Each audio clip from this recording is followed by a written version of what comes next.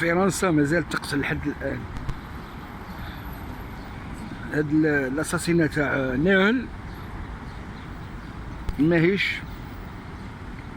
حاجه بريئه، ونطلب من كل الجزائريين اللي في فرنسا ولا في اوروبا باش يكونوا اوني كونتر لا فرانس، ضد فرنسا وضد الشرطه الفرنسيه وملي ساند فرنسا، وتكون هاد الانتفاضه تاع الجزائريين ما يدخلوش فيها المراركه، ما يدخلوش فيها المراركه وما يدخلوش فيها التوانسه. لي زافريكاوي المراركه راح يقولوا لكم بعد حنا رانا خرجنا معاكم ودافعنا عليكم، باسكو اللي هما الشعب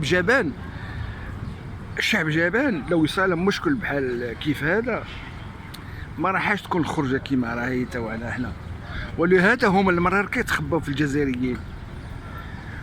وانا نقول لك هذيك اللي يقول لك الجزائريين اللي عايشين في فرنسا ولا اللي يقول لك باللي رانا دي مغربه، حنا ماناش دي مغربه، حنا دي زالجيريان، ماناش دي مغربه، دي زافريكاوي، ماناش دي مغربه. لو مو مغربه خلقتو فرنسا باش ديفيزي وباش تسيبارينا من لي زافريكا.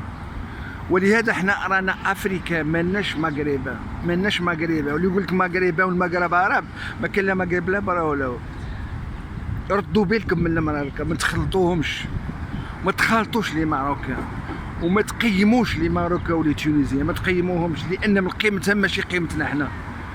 سمعت؟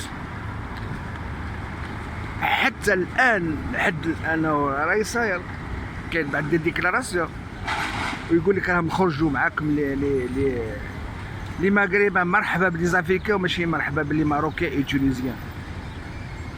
ولهذا ان شاء الله تبقى الانتفاضه حتى الحق تاع هذا الصبي، هذا الموم هذا اللي الشرطه العنصريه قتلته، يعني ياخذ حقه. والشعب الجزائري من بعد هذه لافير تاع لا ريفوكاسيون تاع لا ليجي 68 هذه تبين باللي فرنسا العنصريه راهي ضد الجزائريين، والجزائريين لازم ما ينحانيوش. حتى في فرنسا اللي راهم في فرنسا لازم فرنسا يحرقوا ينتقموا من فرنسا، ينتقموا من ليستوار تاع الجزائر معنا حنا 54 62 ومن 1832 حتى 54 هادو كلهم داخلين في ليستوار تاع الجزائر.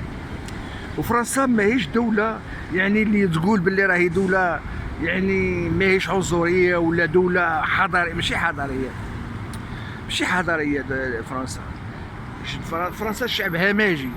حتى في وقت القرات اللي كانوا يديروا فيهم هما ضد الالمان ولا ضد الاندوشين ولا ضد الفيتنام، ما عمرهم ما كانوا يحاربوا شعبهم هما، كانوا يجيبوا دي ليجيونير ودي زنديجان يدافعوا لهم، لانهم شعب جبان وغاب، شعب جبان ما يقدرش يدافع، شعب جبان.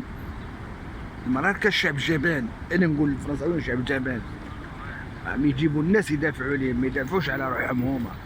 الشعب اكبر من جبان.